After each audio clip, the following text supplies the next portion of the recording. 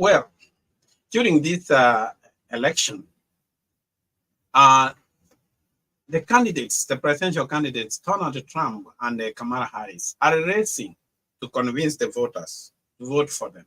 More especially, Kamala Harris is on an overdrive because she entered the race late and she has to persuade the electorate to his side.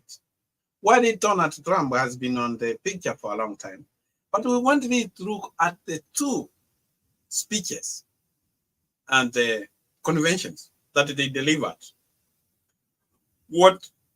How was it delivered, and what is the impact? First of all, we would want to see the first 2 minutes because they say the first impression is always the last impression. So we want to look at the analysis of the two in the first 2 minutes of their speech. And we will start with Donald Trump. See his 2 minute speech, the introduction. Strength and hope. 4 months from now, we will have an incredible victory, and we will begin the 4 greatest years in the history of our country. Together, we will launch a new era of safety, prosperity, and freedom for citizens of every race, religion, color, and creed. The discord and division in our society must be healed. We must heal it quickly. As Americans, we are bound together by a single fate and a shared destiny. We rise together or we fall apart. I am running to be president for all of America, not half of America, because there is no victory in winning for half of America. So tonight, with faith and devotion, I proudly accept your nomination for President of the United States. Thank you. That was his speech. The first 2 minutes of the speech. And now he thanks the people and then accepted the nomination. Now comes to Kamala Harris. Good evening, everyone. Good evening, everyone. Good evening. Good evening.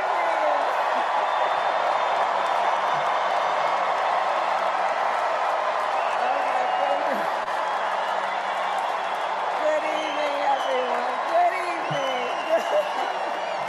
Good evening. Thank you. Thank you. Thank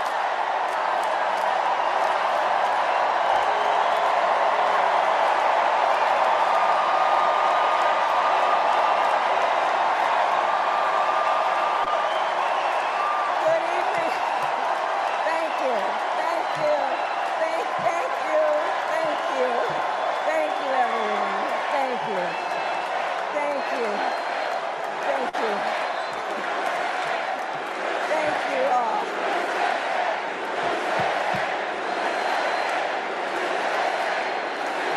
Thank you all.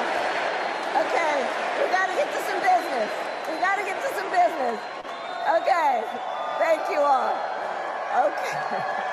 Thank you, thank you, thank you, thank you, thank you. Thank you, thank you, please, thank you, please, thank you so very much. Thank you, everyone. Thank you, everyone. Thank you. Okay, let's get to business. Let's get to business. All right. So let me start by thanking my most incredible husband, Doug, for being an incredible partner to me, an incredible father to Cole and Ella, and happy anniversary, Dougie. I love you so very much. To our President Joe Biden.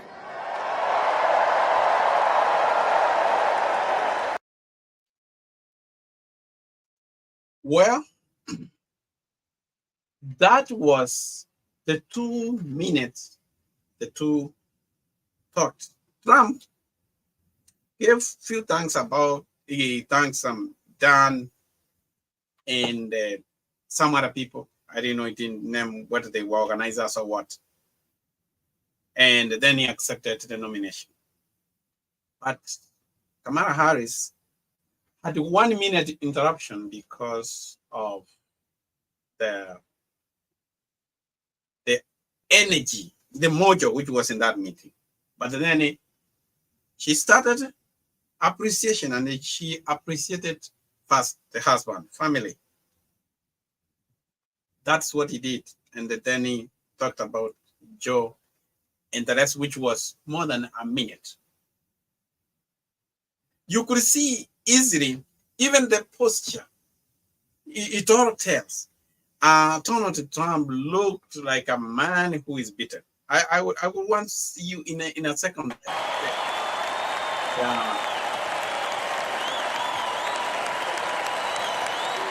When he accepted.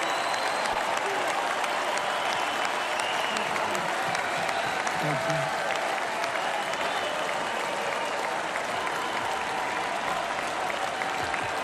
Thank you very much.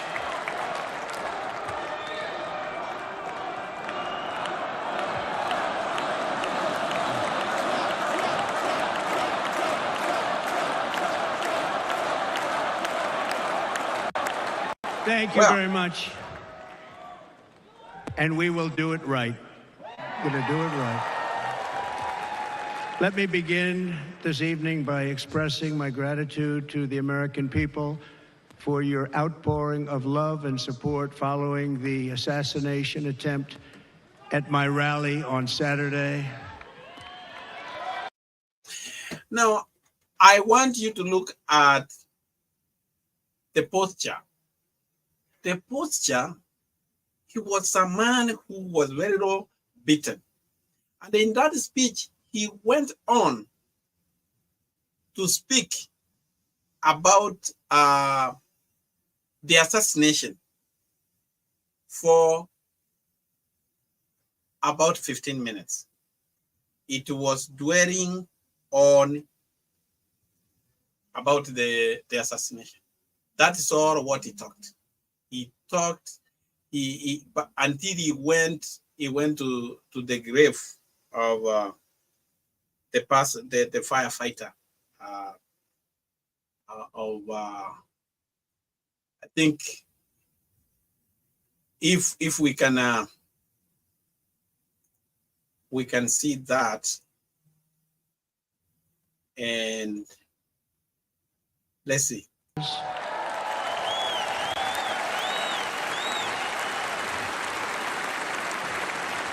For the families of David, James, and Corey, including from a friend of mine, just called up, he sent me a check right here, I just got it, $1 million. From Dan Newland, thank you, Dan. And again, when speaking to the family, I told them, I said, well, I'm going to be sending you a lot of money, but it can't compensate. They all said the same thing. You're right, sir. We appreciate so much what you're doing, but nothing can take the place in the case of Corey and the other two. By the way, they were very, very seriously injured, but now they're doing very well. They're going to be okay. They're going to be doing very well.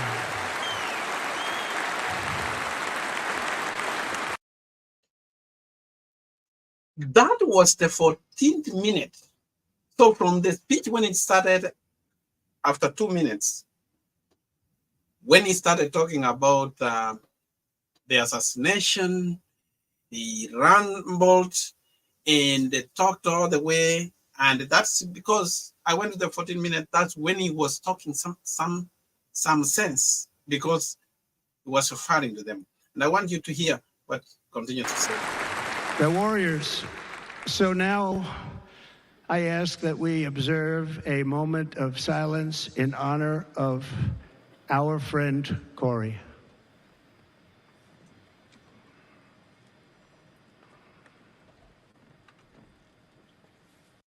Will will not back down, and I will never stop fighting for you. You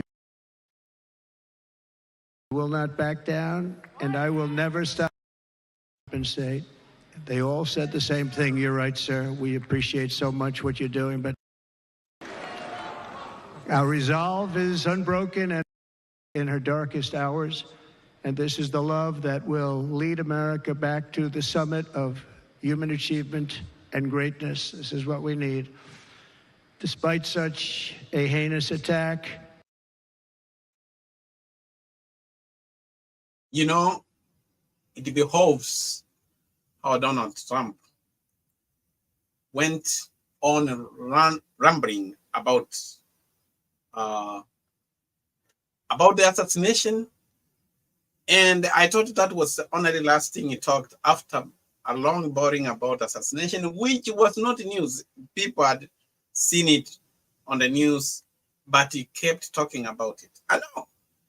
Look, the first impression always matters, and I want you to see what next Kamala Harris did. When I think about the path that we have traveled together, Joe, I am filled with gratitude.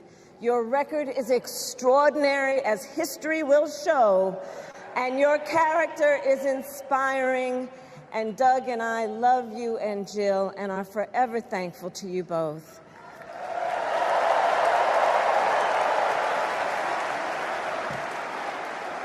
And to Coach Tim Walz,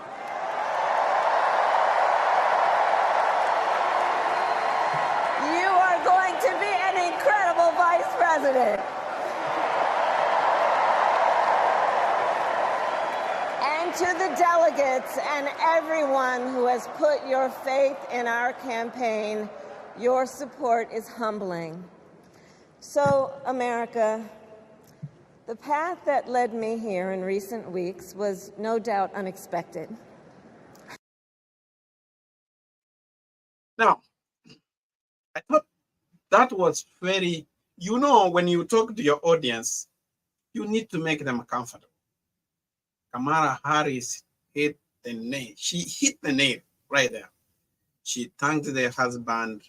She thanked Joe Biden, who is his immediate successor, and thanked his vice president, thanked the delegates. What a wonderful.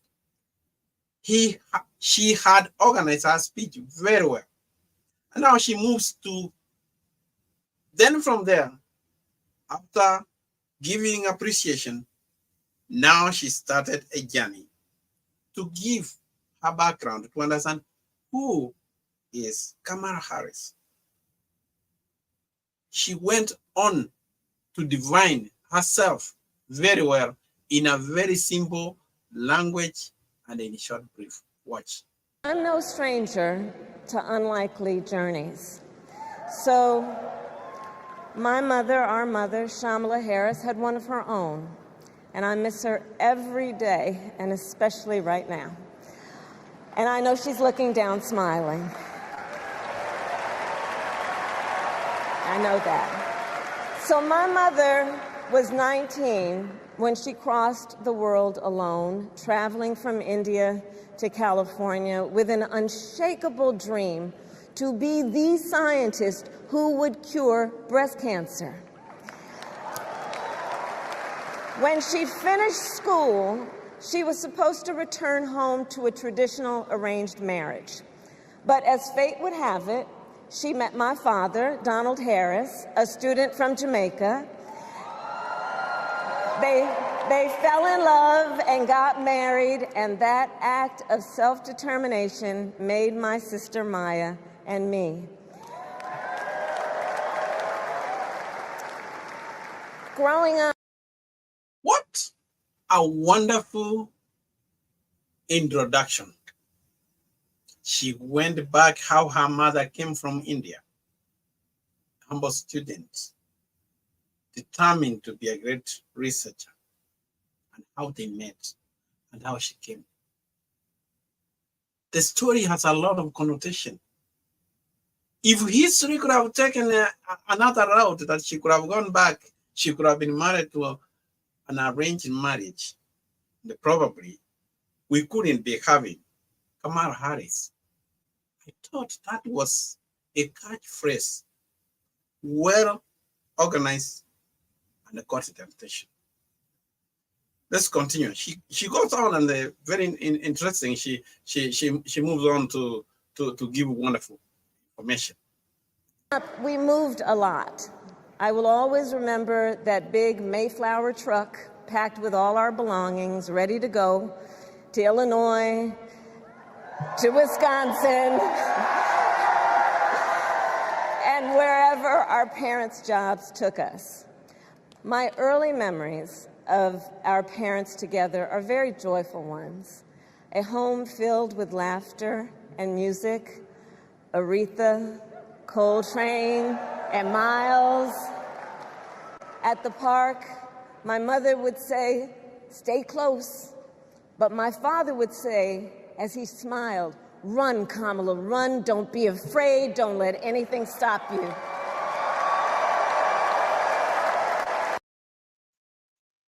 What an incredible introduction. That her bravery started a long time ago.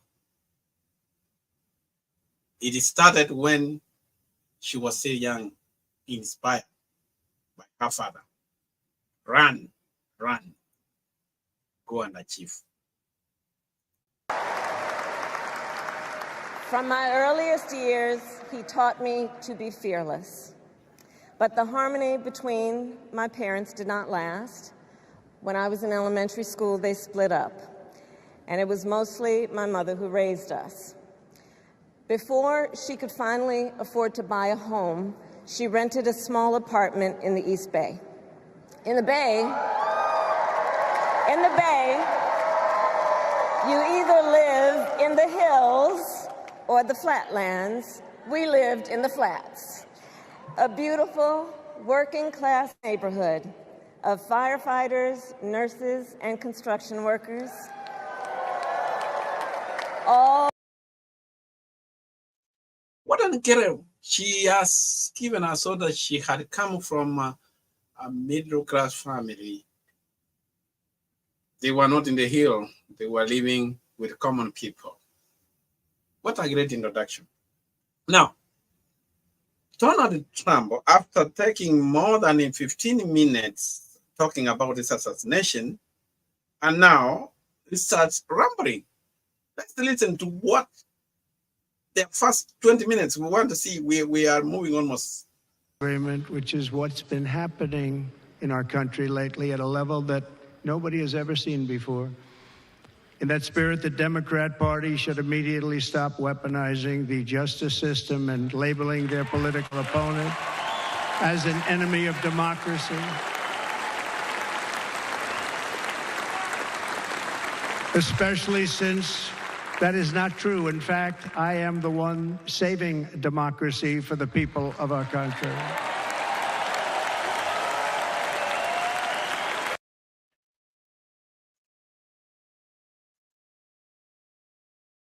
Donald Trump's speech, he was complaining that the Democratic Party has been weaponing the Department of Justice. That he's the one saving democracy. But he didn't explain how. Complaining. And that's what he continued to do. Let's hear what he continues to say. And very big news, as you probably just read. On Monday, a major ruling was handed down from a highly respected federal judge in Florida, Eileen Cannon, finding that the prosecutor and the fake documents case against me were totally unconstitutional, and the entire case was thrown out of court.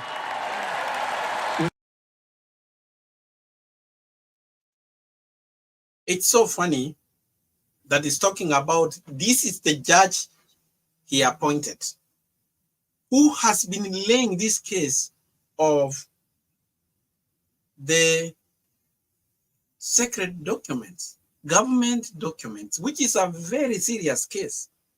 He took secret documents from the White House. And the people are clapping. They are not asking those questions. This is a matter of character. what kind of commander-in-chief if you go with top secret of the government? The document he was required to hand back and they could not hand back. And he's proud to say that because there is really a serious issue about that case, because this was a Trump appointed judge who has been frustrating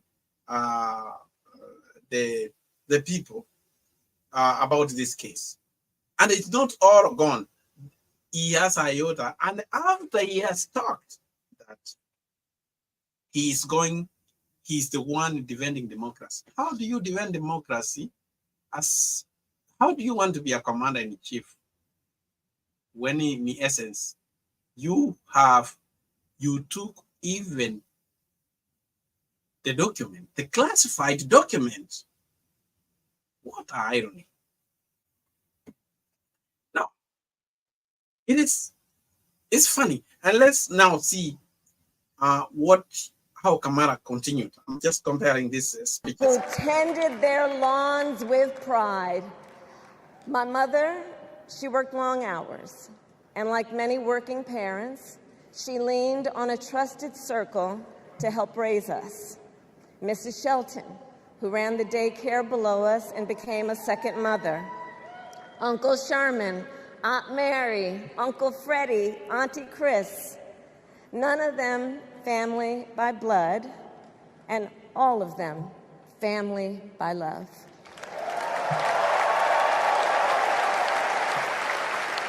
Family who taught us how to make gumbo, how to play chess, and that's quite inspiring. Like, she developed our speech. She made us comfortable. She took us to their past, how she grew up with the neighbors, the common people. I thought she had a great connection to the people who were listening. She hooked the audience, and the fun thing, now look, after gambling, talking about all that speech, after the 20th minute, that is when Trump was appreciating the wife. Watch. Because he works, but about 10 years with his wife, very far away. I won't tell you where, but very, very far away, beautiful place. And my people called, and he said, yeah, I won't be able to do it. This is many, many years. I promised my wife I can't do it. And they came in, they said, Dana won't be able to do it, because he was my first, second, and third choice. I said, well, that's too bad. Sorry, I think I messed up. Yes. On this journey, I am deeply honored to be joined by my amazing wife, Melania.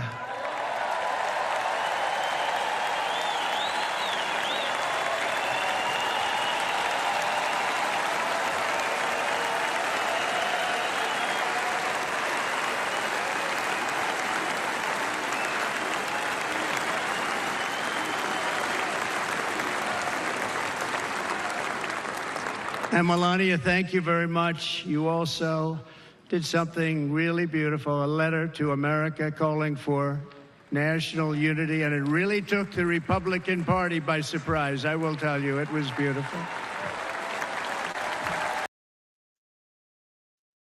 Now, you can compare the two. What Vice President Kamala Harris did, the first thing is to appreciate the spouse. She appreciated the husband. The second minute, when giving appreciation, Donald Trump rambled and gave some here and there and rambled. And even after that, he had even not to talk to other people. That is a person who is so selfish about himself. He talked about Dana and the others and talked about his children, but more than 20 minutes, you have not appreciated your wife. That is one of the things I took from the speech, which is kind of amazing how sometimes a speech can be able to hook you. And by the way, the two speeches, Kamala Harris took 38 minutes to give her speech. Trump took 1 hour and 38 minutes. 1 hour more than what Harris did.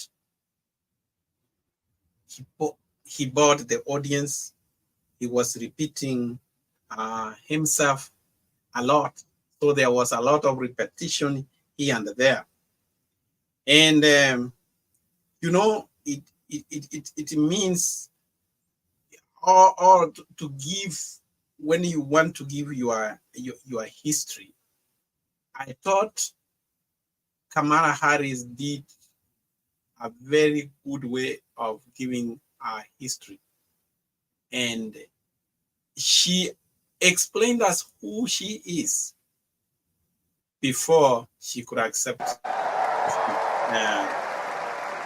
And so, on behalf of the people, on behalf of every American, regardless of party, race, gender, or the language your grandmother speaks, on behalf of my mother and everyone who has ever set out on their own unlikely journey, on behalf of Americans like the people I grew up with, people who work hard, chase their dreams, and look out for one another, on behalf of everyone whose story could only be written in the greatest nation on earth, I accept your nomination to be President of the United States of America.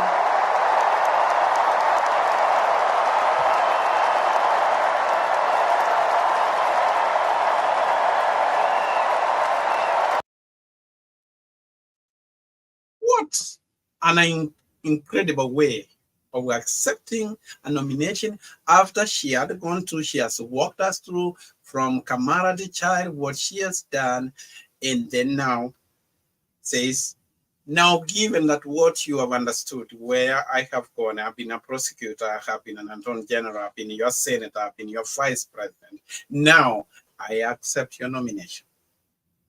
A well-prepared speech, not the one for rambling. Now, yes, Trump, again, you know, Trump took a lot of minutes, 1 hour, 38 minutes, while the other one was only 38 minutes. Listen. And thank you for being here. Jason, thank you very much. Jason Aldean, he's good. I like his wife even better, by the way. She's here. Thank you, Jason. But I'm thrilled to have a new friend and partner fighting by my side. The next Vice President of the United States, the current Senator from Ohio, J.D. Vance, and his incredible wife, Usha.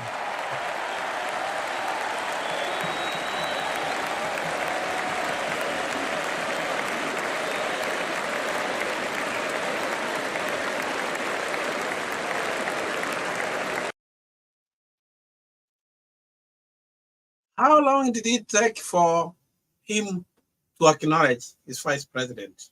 26 minutes. So the rest, he was talking about himself, about his family, and then you come to appreciate your vice president at the 26 minutes. I thought that was not. He's going to be a great Vice President. He's going to be great. He'll be with this country and with this movement, greatest movement in the history of our country, Make America Great Again. When they criticize it, they say, we're going to try and stop MAGA. I said, MAGA is Make America Great Again. What are you going to stop? There's nothing to stop. Then they say, oh, that's right. It's very tough to fight it. And all of the people that did try and fight it have failed. but he's going to be with us for a long time, and it was an honor to select him. Great student at Yale. His wife was a great student at Yale. They met at Yale. These are two smart people. So, JD, you're going to be doing this for a long time. Enjoy the ride.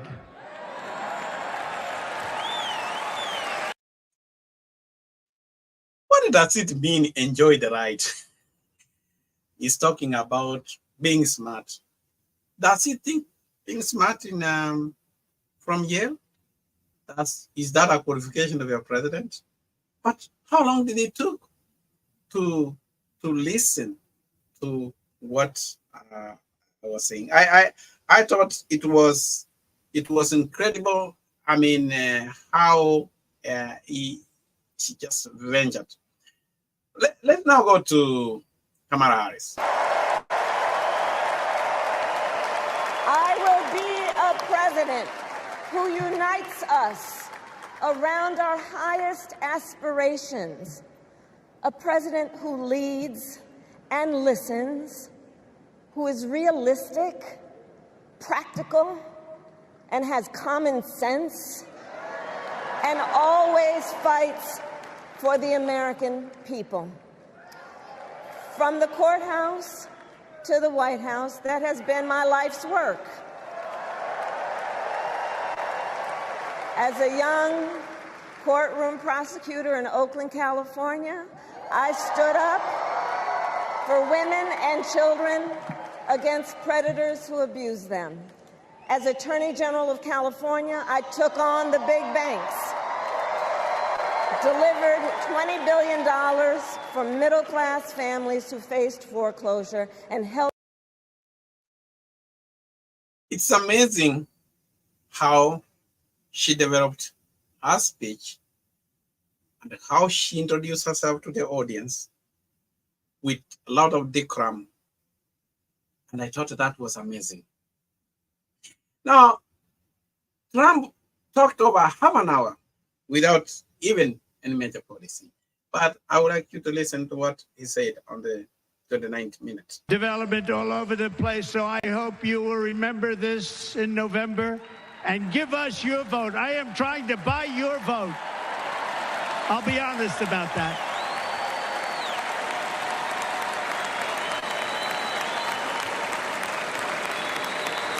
And I promise we will make Wisconsin great again. We're going to make it.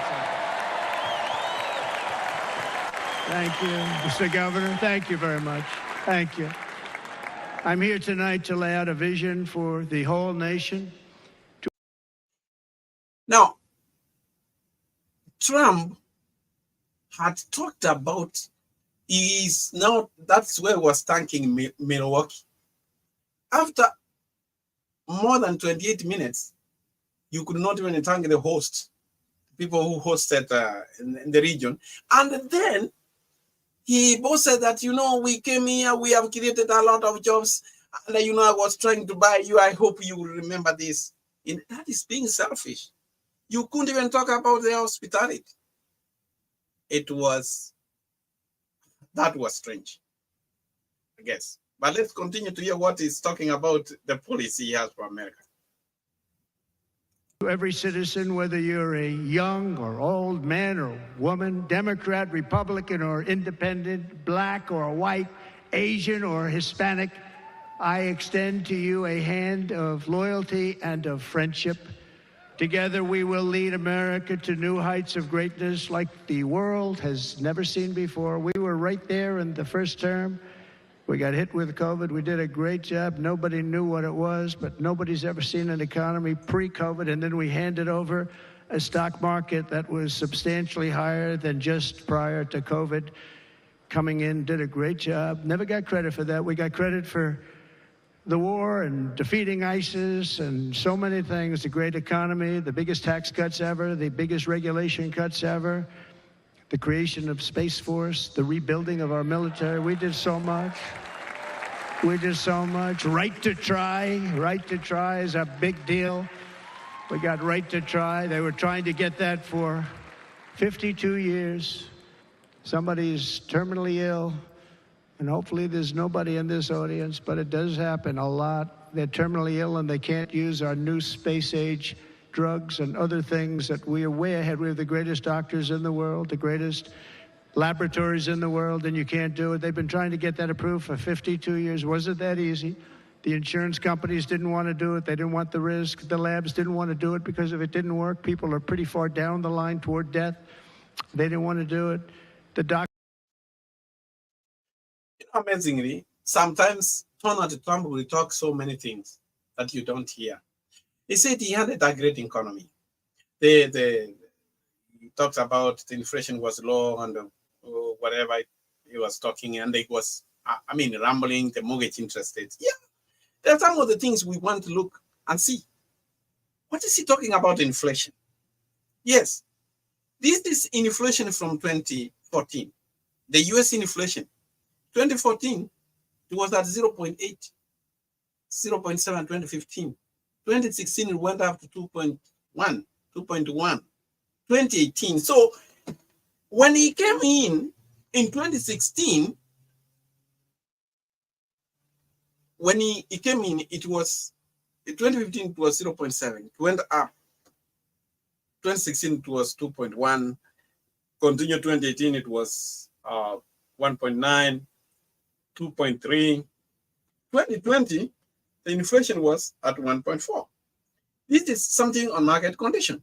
2021, the inflation went up. Economists, we have to explain the reason why it just jumped. We were in COVID and we were putting a lot of money in the economy, and also there was a disruption in supply chain. Things were not coming from other countries. So prices were up. The few products which were here, it became expensive how to get. And there was COVID money, which affected. So it is not that the president is the one who did that. It was an accumulation. Even Trump got when it was very low. So what has it been happening from there?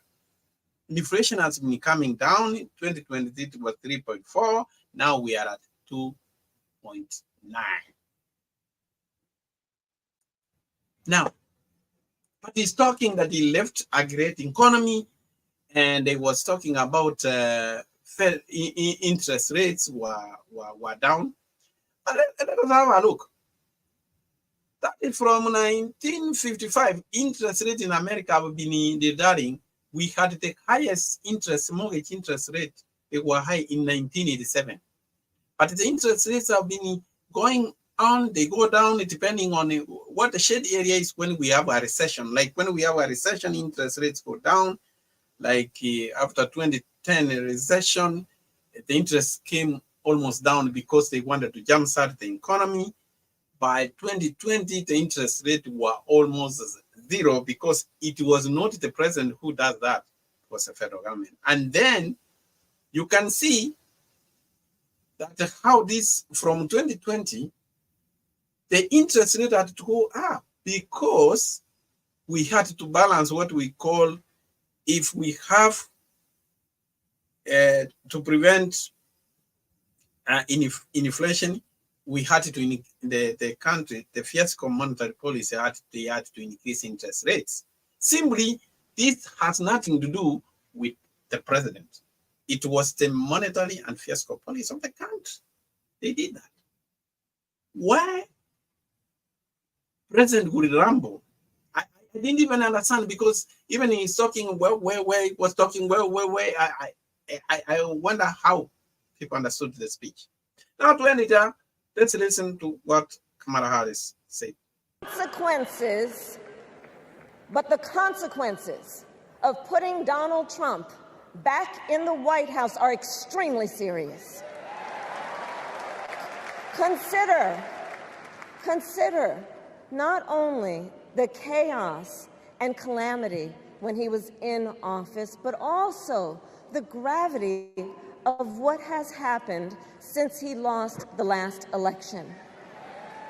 Donald Trump tried to throw away your votes. When he failed, he sent an armed mob to the United States Capitol, where they assaulted law enforcement officers.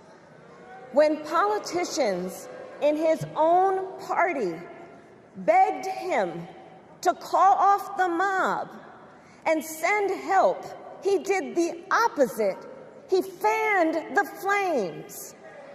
And now, for an entirely different set of crimes, he was found guilty of fraud by a jury of everyday Americans and separately found liable for committing sexual abuse. And consider what he intends to do if we give him power again. Consider his explicit intent to set free violent extremists who assaulted those law enforcement officers at the Capitol. His explicit intent to jail journalists, political opponents, and anyone he sees as the enemy.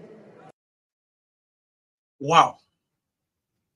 I think she prosecuted Trump's case clearly, the danger of electing Trump. What did Trump say about what does he try to do? But by doing that, we will lead a large-scale decline in prices. Prices will start to come down. Energy raised it. They took our energy policies. Let's listen to what he said. People, they're fearing. And this will be a war like no other war because of weaponry. The weapons are no longer army tanks going back and forth shooting at each other. These weapons are obliteration.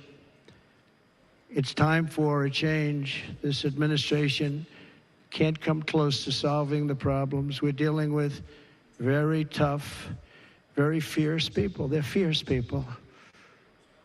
And we don't have fierce people. We have people that are a lot less than fierce, except when it comes to cheating on elections and a couple of other things. Then they're fierce. Then they're fierce. So tonight, I make this pledge to the great people of America. I will end the devastating inflation crisis immediately, bring down interest rates, and lower the cost of energy. We will drill, baby, drill. Why would you say that you are going to drill?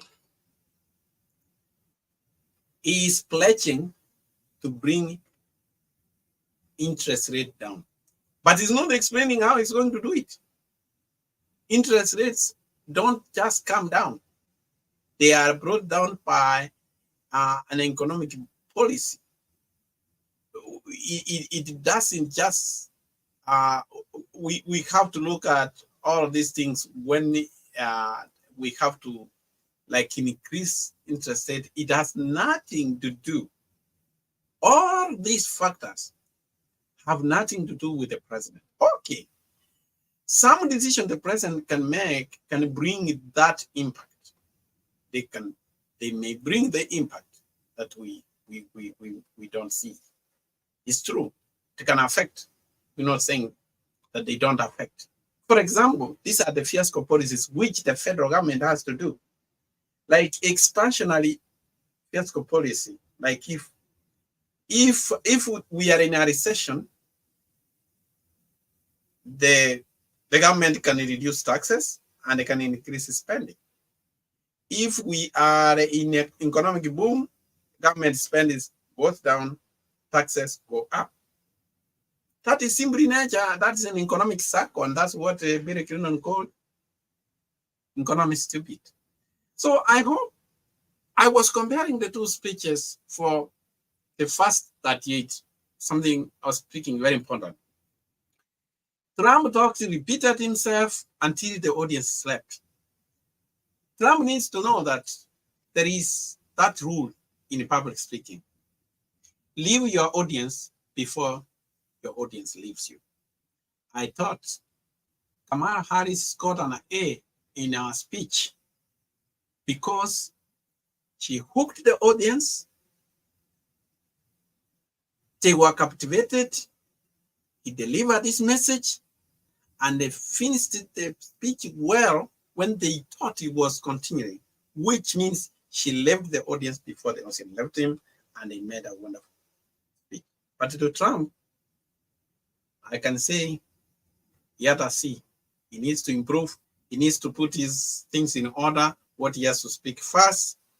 And it was so he could not communicate when you say Aguriro were interested. He needs to say how he was going to do it. It is for you to judge, but I thought that's what I got from there. And thank you for listening.